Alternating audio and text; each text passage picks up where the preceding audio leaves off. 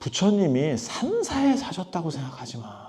부처님은 지금으로 말하면 코엑스에 사신 거예요. 산속에서 수행하는 것도 참 귀한 건데 그것만 하고 있으면 불교가 무너져요. 이거는 하긴 해야 되는 일이야. 큰절에서도 못하고 본사들이 떠맡아서 하고 있어요. 지금 현실이. 이거를 개인 스님이 이거를 한다는 게 나는 종단에서 원래는 표창을 해야 될 뭐 이런 정도의 일이 아닌가 싶어. 굳이 짓지 말고 그 교회 인수하면 되겠더라. 그거 십자가도 이렇게 꺾기만 하면 된다.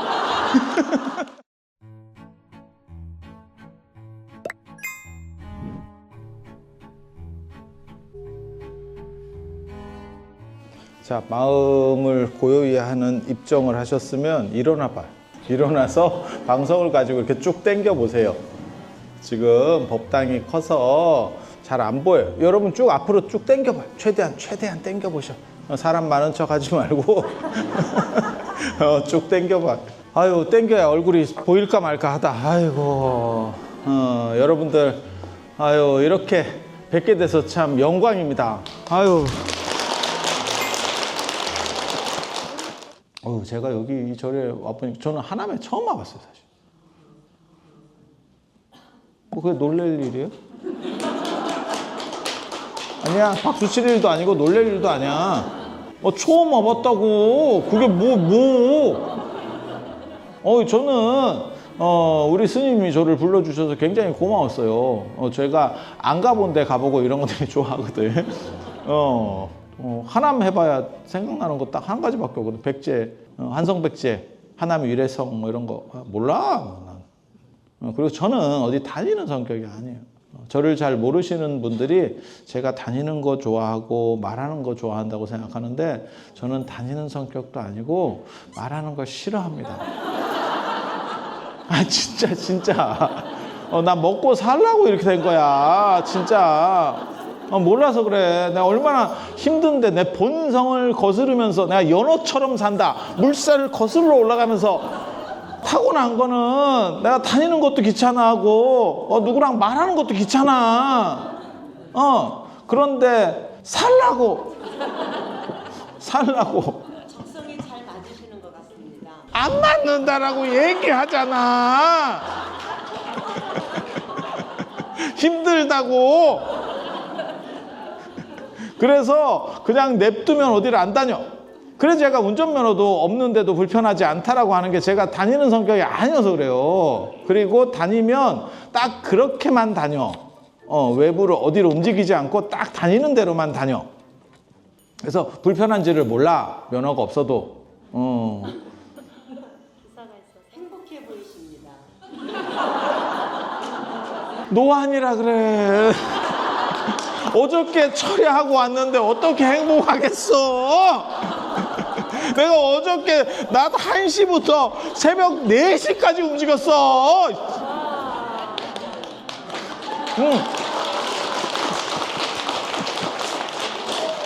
저는 여기 처음 왔으니까 그렇게 해서 저를 전 몰랐어요, 사실. 우리 스님은 저 방송에서 제가 몇 번 이렇게 봤고 만난 건 처음이에요. 오늘 처음 만났고 저도 이렇게 뭐 딴 분들 하는 것도 이렇게 좀 보니까 그렇게 뵌 거 외에는 없었고 우리 스님이 안 불러주셨으면 하남에 평생 못 와봤을 수도 있어. 왔더니 건물들이 되게 큰데 여기 사람 사는 데네. 제가 있는 월정사는 거기 사람 사는 데 아닙니다.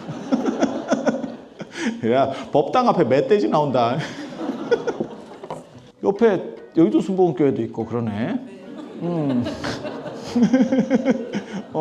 교회 좋던데. 교회를 좀 인수를 하지.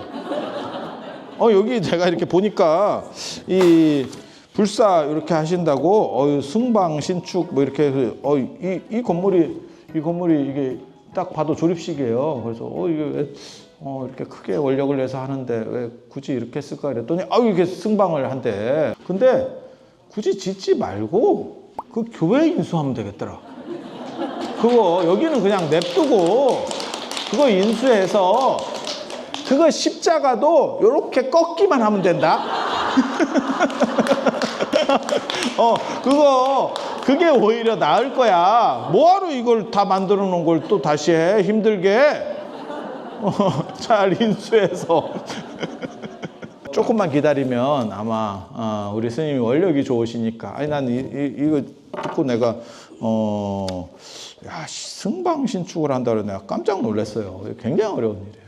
그러니까 저는 탄원호 스님 그 말씀을 되게 좋아하거든요. 그러니까 뭐라고 말씀하셨냐면 법당 백채를 짓는 것보다 사람을 키워내는 게 중요하다. 저는 그 말이 맞다고 생각해요.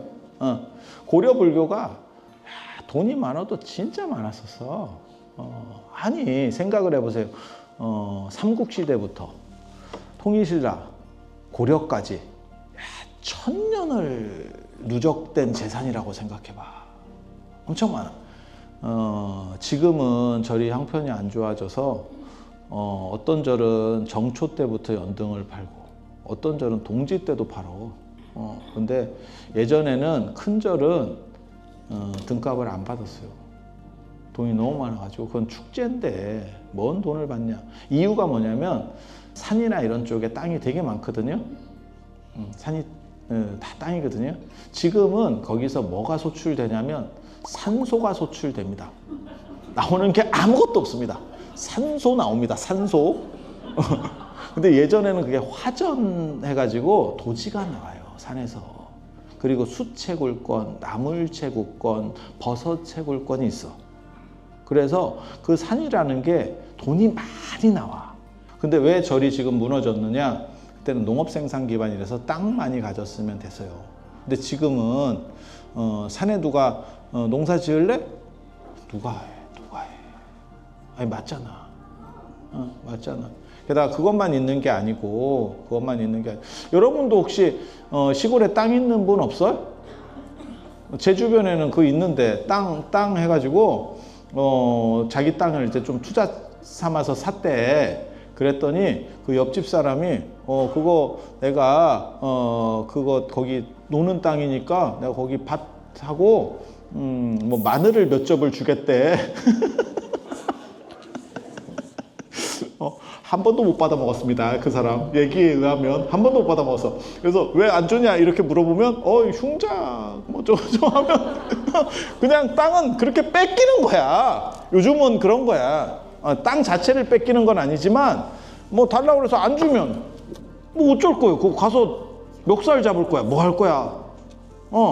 그러면 와서 뭐 좀 파가든가 뭐 이런 식으로 나오면 빼도 박도 못해. 현실이 그런 거예요. 그러니까 시골 땅에 쓸모가 별로 없어요. 시골에 가봐. 폐가도 굉장히 많아. 서울에나 집 없다 하지. 집 없으면 시골 가. 집 지천이다. 집 지천이다. 산속에 그 경제력이 형성되기가 굉장히 어렵지. 그러다 보니까 불교가 밀리게 된 거예요. 그래서 저는 이렇게 도시에 이렇게 나오셔서 하시는 분들을 참 귀하다고 생각을 해요. 이게 굉장히 어렵습니다. 산속에서 수행하는 것도 참 귀한 건데 그것만 하고 있으면 불교가 무너져요. 제가 그래서 그 얘기 하는데 부처님께서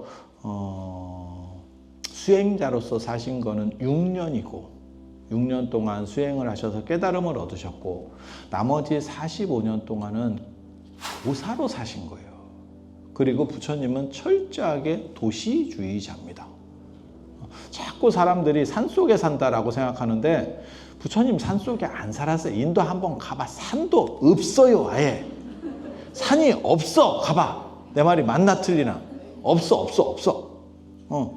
중국도 산 없어. 유럽도 산 없어. 진짜야. 있는데 뭐 그런 알프스 이런 거 있는 거, 야, 있는 데만 있어. 있는 데만 있어. 프랑스 뭐 이런 다 평야. 제국을 형성하는 데는 대부분 평야지대예요. 그리고 왜 중국은 유럽처럼 나라가 쪼개지지 않았느냐. 이렇게 큰 땅덩어리가 어떻게 통일제국이냐. 평야라서 그래. 그게 산으로 이렇게 갈려져 있잖아요. 그러면 쪼개져요, 나라가. 그런데 평야이기 때문에 아주 거대한 권력 집단이 만들어질 수 있었던 거야. 그게 다 지리상에 어떻게 보면 관련들이 있거든요. 그래서 부처님이 어디에 제일 오래 사신지 아세요? 기원정사요. 금강경에 나오는 그 기원정사. 기원정사에 18년에서 23년을 사셨어. 정확하게 얼마나 사셨는지는 몰라. 제가 다 찾아봐서 이렇게 쭉 정리하니까 18년에 23년 사셨어. 기원정사가 있잖아요. 그 당시 왕사성이 최고 도시고, 전 인도에서 최고 도시고, 그 두 번째가 사위성이에요. 그러면 우리나라로 치면 서울, 부산 정도, 부산급이냐? 그게 아니에요. 서울하고 뻑뻑뻑한 또 다른 도시. 왜냐하면 이건 이 나라의 최고 도시. 마가다국의 최고 도시는 왕사성, 그 다음에 코살라국의 최고 도시는 사위성이거든. 슈라바스트 사위성. 거기에 최고 재벌, 그 당시 인도 전체에 최고 재벌이 있었던 거야. 그게 급고독장자, 수다타라고 하는 급고독 별명입니다. 돈이 너무 많으니까 복지 사업을 하는 거야, 이 사람이.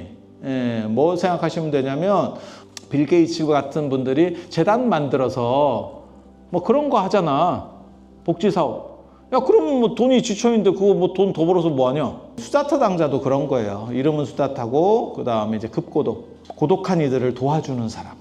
그러니까 외롭고 고독하니. 그러니까 요즘으로 말하면 연세 드시고, 안 그러면, 뭐 과부, 호라비, 뭐 아니면 장애인, 이렇게 좀, 뭐 이런 분들. 그런 분들 이렇게 도와주면서 사는 거죠. 그게 전 세계 최고 재벌이에요. 그 당시 인도. 그 양반이 부처님을 모시기 위해서 그 당시 7층짜리 집을 지은 게 기원정사입니다. 뭐 금으로 깔아서 지었다라고 하는 이야기가 있을 정도로 돈을 많이 들인 거예요. 그러니까 부처님이 산사에 사셨다고 생각하지 마. 부처님은 지금으로 말하면 봉은사에 사신 게 아니에요. 코엑스에 사신 거예요. 얼마를 18년에서 23년을 그렇게 사신 이유가 뭔지 아세요? 그게 대중과 호흡하면서 불교를 전파해야 됐기 때문에. 산속에 짱 박혀서 네가 오겠지. 안 옵니다. 안 옵니다. 그런 거 아닙니다. 부처님 정신에 그게 있어요. 저는 참 그 대단하다라고 생각을 하는데 요렇게 지금 이번에 제가 가사 새로 한 건데 샘핑 아까워. 근데 이게 할절이라고 하는 거예요. 이렇게 재단 보면 바둑판처럼, 그래서 이걸 예전에는 전상이라 했어. 밭전자를 써서 밭 모양에 생긴 밭전자, 네모 이렇게 밭같이 생긴 옷, 이래서 전상의라고도 하고, 예전에는 이걸 복전이라고 했어요. 복전하면 복전이 사실은 이거예요. 그래서 복밭이기 때문에 여기에 스님들도 복전이라고 그랬습니다.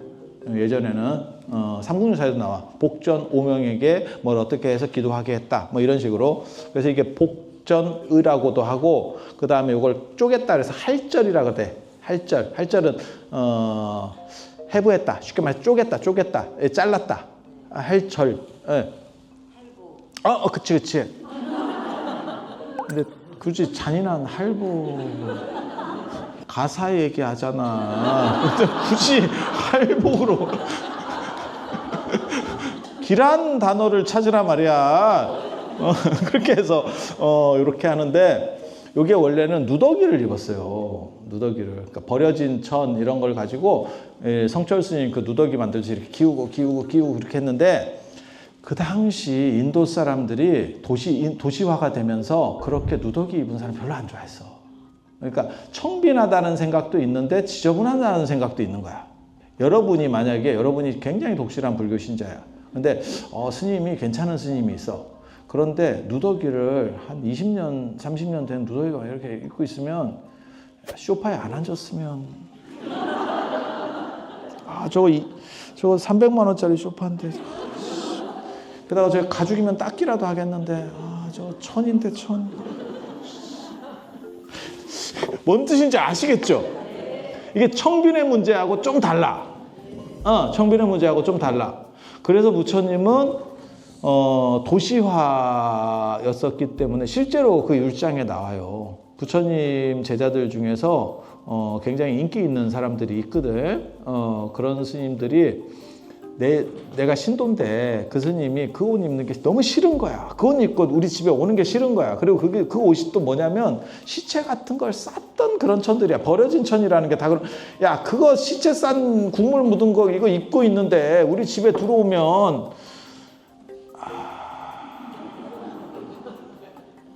어쩔 수 없다는 건 납득은 되는데 조금 찝찝한 이런 거. 그래서 뭐라고 나오냐면 떨어진 천은 주워서 입을 수 있거든요. 쓸 수 있거든요. 그래서 그 신도가 1장이 진짜 그렇게 나와. 생천을, 좋은 천을 가위로 쪼개가지고 길에다가 그 스님 앞에다가 버리게 해요. 그 하인한테. 그리고 뭐라고 하냐면 그거를 지키게 합니다. 딴 놈이 주워갈지 모르니까 야 지켜. 그러니까 사람을 써서 떨어뜨리고 그러면 이 스님이 오면서 그걸 주워가지고 옷을 만드는 거야.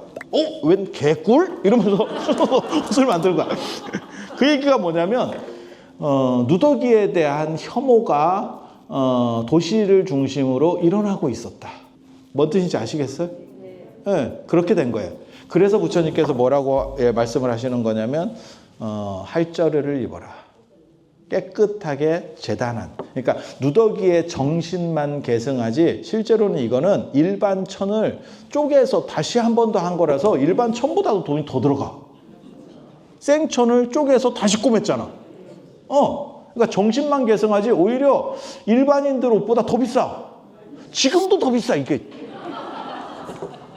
지금도 더 비싸. 그런데 그게 뭐냐면 도시 사람들이 요구하는 것을 받아들여서 불교가 포교할 수 있도록이라고 하는 거예요. 그리고 불교는 그렇게 얘기합니다. 부처님이 그것도 율장에 그렇게 돼 있어요.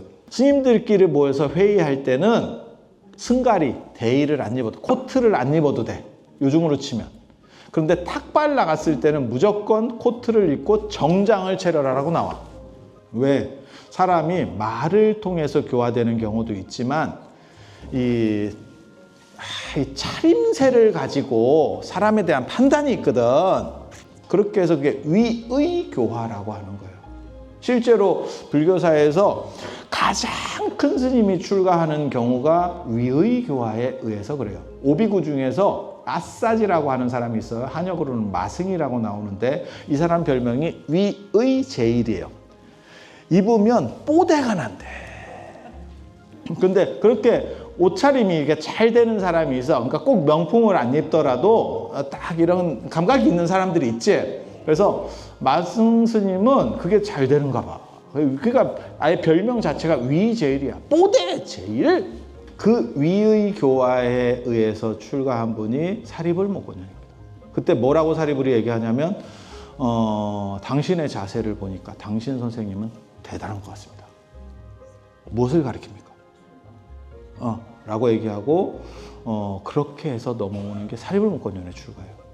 그래서 위라는 게 굉장히 중요해요. 부처님은 다종교가 이렇게 같이 움직이는 상황에서 불교적 특징, 그게 도시 안에서 그래서 그 위라고 하는 거를 굉장히 강조를 하셨어요. 그거는 교화에서의 기본이에요.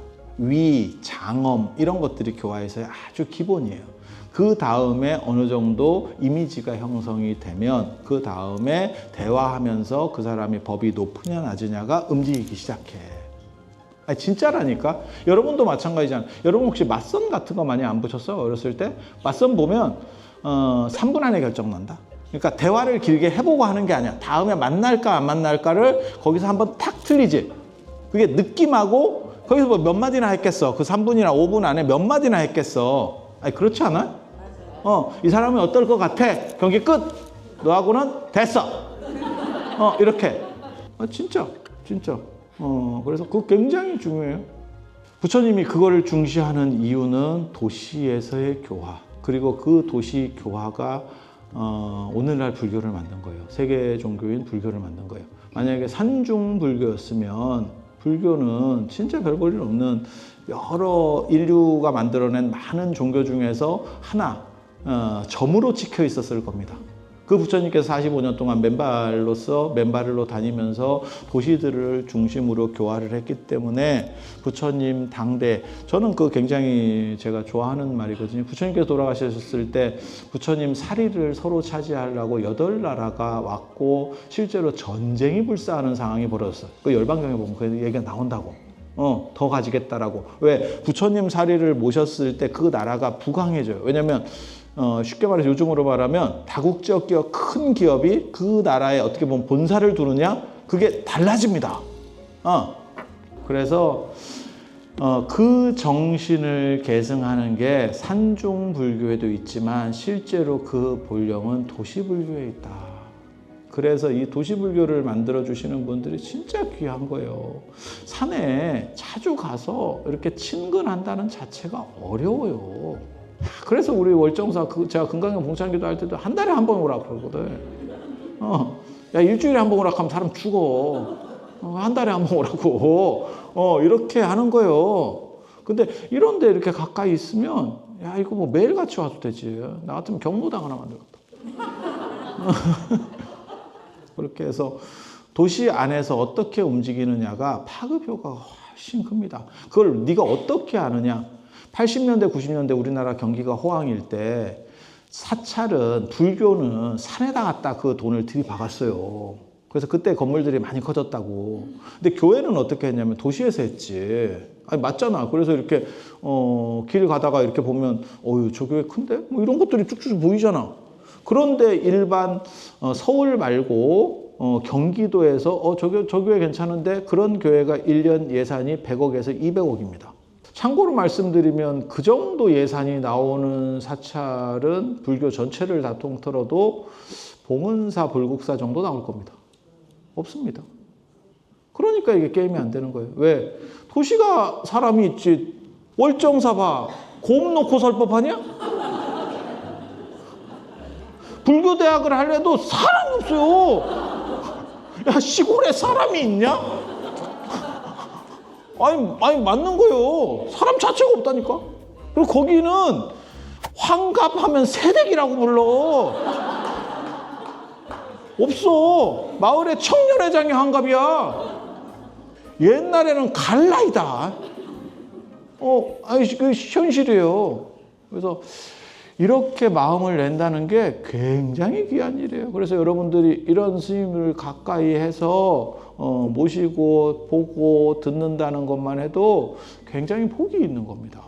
그리고 우리 스님이 이거 뭐 스님들을 위해서 복지 차원에서 스님들을 나이 드셔가지고 저희 월정사에서도 그걸 합니다. 그래서 이번에 승가림이라고 뭘 쳐요.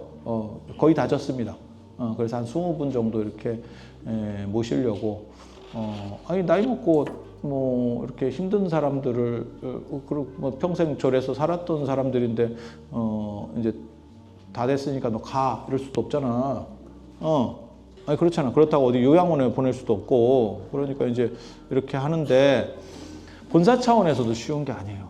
본사 차원에서도 보통 돈 많이 들어가는 것도 아니고 그리고 그분들은 생산력이 없기 때문에 전부 다 해줘야 돼. 전부 다 해줘야 돼. 용돈까지 다 줘야 돼. 현실이. 그러면 어른을 모시는데, 연세 드신 어른을 모시는데, 용돈은 알아서 하세요. 그렇게 하면 못 하잖아. 이거는 하긴 해야 되는 일이야. 그런데, 쉽게 엄두가 안 나. 그러니까 이제 큰 절에서도 못 하고, 본사들이 떠맡아서 하고 있어요. 지금 현실이. 있는 대로 말씀드리는 거예요. 그런데 이거를 개인 스님이 이거를 한다는 게, 나는 굉장히 대단한, 존경스러운 일인데, 오래 사셔야겠어. 이게 지금, 그래서 뭔가 표본을 한번 보여줬으면 좋겠어. 저도, 그냥 하는 얘기가 아니고, 저도 이런데 고민이 굉장히 많거든요. 왜냐면 지금 노령화 사회잖아. 여러분 다 아시잖아. 그리고 그쪽에 대해서 진짜 감당할 수 없을 정도로 한국이 위험해요. 아시는지 모르겠는데 2060년 되면 우리나라 국가 예산보다 건강보험료 적자가 더 커요. 그렇게 통계에 나와 있어. 그러니까 여러분 요즘 건강보험료 계속 올라가는 거 못 느끼세요? 어떤 분은 써보지도 못하고 이게 완전히 뭐 준조세 비슷하게 엄청나게 뜯겨. 그리고 또 어떤 놈은 1년에 500번인가 간대 병원에. 도대체 뭐 하는 놈인지 나 모르겠다. 의사랑 사귀나? 이거 뭐야 도대체? 밥 먹고 무슨 마트 가듯이 가. 출퇴근이야. 제가 출가한 지 지금 30년이 넘었는데 전에 제가 종종 스님한테 인사 가니까 종종 스님이 너 아니가 이렇게 제가 30년인데 아라고 하면 환갑인데 새댁 소리 듣는 거하고 비슷한 거지. 30년이면 직장이면 은퇴야. 지금 정년 나이라니까. 아니 맞아. 근데 이가 지금 불교가 사실은 사회 평균보다 노령화가 더 빨라. 그래서 이런 일이 지금 굉장히 시급하고 힘든 일인데 그거를 개인 사찰에서 개인 스님의 원력으로 한다는 거는 참 훌륭하고 이거는 종단에서 원래는 표창을 해야 될 뭐 이런 정도의 일이 아닌가 싶어요. 그래서 꼭 성공해서 어떤 표준적인 이런 모델을 한번 보여줬으면 모범 사례로 한번 보여줬으면 하는 생각을 가져봅니다. 그리고 하지마. 그리고 여기다가 자꾸 지으려고 하지 말고 인수하는 걸로. 인수해서 약간만 리모델링하면 훨씬 쉬우니까. 그래서 그쪽에는 이런 승방으로 쓰고 스님들 모시고 이쪽에는 큰 절로 하나 하고 이 옆에 들어오면서 보니까 여기 코너 땅 벼더라. 나는 고까지인 줄 알았더니 그쪽이 좀 비싸서 못 사는 것 같더라고. 분위기상. 거기 이렇게 딱 해가지고 주차장 쓰고 이렇게 샥샥샥 하면 좋겠더만. 아유, 그 참. 돈이 있으면 인수는 돼요. 적게 주니까 인수가 안 되는 거예요. 충분히 주면 인수는 다 돼요. 제2롯데월드도 돈만 많이 주면 인수가 됩니다. 걱정하지 마세요. 그래서 우리 스님의 원력이 잘 이루어지기를 기원드리면서 여러분들 그 다음에 이렇게 영상으로 보시는 분들도 우리 정예선언 하남 정예선언 눈여겨보시고 우리 호연 스님 하시는 일에 많은 힘들이 됐으면 싶다라는 생각을 하면서 이상 제 말씀 마치도록 하겠습니다. 자, 들어주셔서 감사합니다. 스님들의 노후를 생각해 보신 적이 있나요? 머무를 곳이 없이 지내는 스님들이 있습니다. 몸이 아파도 기도하고 싶은 스님들. 연불 소리 들으며 기도하고 싶은 스님들. 기도를 하러 법당에 가고 싶어도 오르기가 힘들고 몸이 아파서 쉽지가 않아요. 모든 스님들이 노후에 편안하게 수행과 전법에 전념할 수 있도록 정예선언 하남도량 승방신축불사에 동참해 주세요. 제 소원은 스님으로서 마지막까지 기도하며 회양하는 것이 소원입니다. 부디 성발불사가 잘 이루어지기를 바랍니다.